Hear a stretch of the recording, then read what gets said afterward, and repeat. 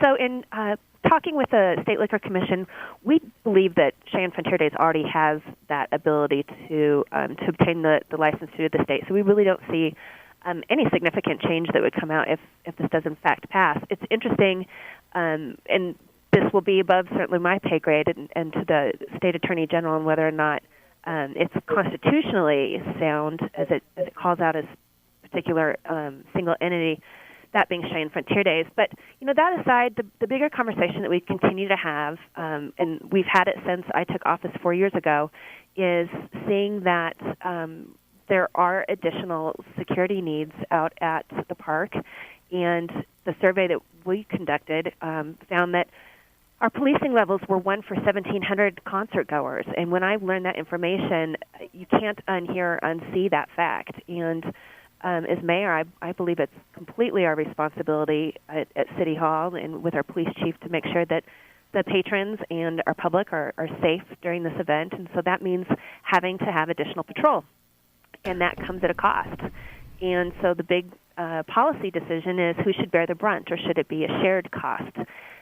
We have figures from the state or from our city treasurer's office regarding how much revenue spikes we see over that Cheyenne Frontier Days area, and it's not as significant as everybody would think. At least for that period of time, we're talking $140,000, and that alone would certainly eat up extra patrol. So we are just going to continue to have negotiations with Cheyenne Frontier Days, and it's always been my proposal since taking office that perhaps they put a 50-cent tax or surcharge, or maybe $1 on concert tickets at least, to help assist to pay for public safety out at the park.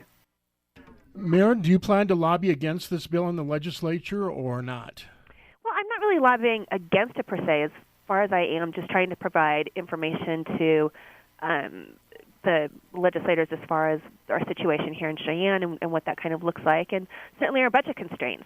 We are going to be seeing $92,000 or less a year from the state in a direct distribution than we have in the past. And so things just keep getting more expensive with health insurance increases and wage increases, and at the same time we're trying to do more with less. And so it's tough for every community, but Cheyenne Frontier Days isn't alone. We charge for public safety for concerts on the plaza. We charged for police patrol out at during the Live the Legend marathon. So this isn't anything specific to Cheyenne Frontier Days, and with the new convention center possibly coming online in the Sweetgrass area, it would be the same conditions for them as well too, as far as making sure that additional patrol, when needed, is paid for by that private entity.